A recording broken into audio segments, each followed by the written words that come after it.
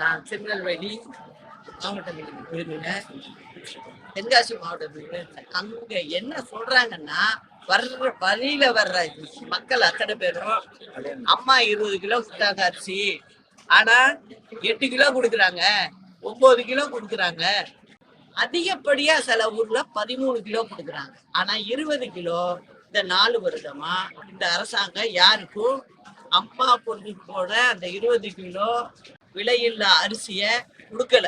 காரணம் என்னன்னா, தூக்கி இறக்குறதுல 1900 கோடி போயிருக்குன்னா இது எப்படி போயிருக்குங்கிறது நம்ம தமிழ்நாட்டு மக்களுக்கு ரொம்ப நல்ல புத்திசாலிங்க தெரியும்.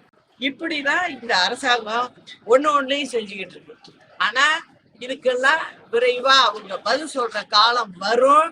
நிச்சயம் என்ன இதுல என்ன பண்ணாங்கிறது வெளில வரும்.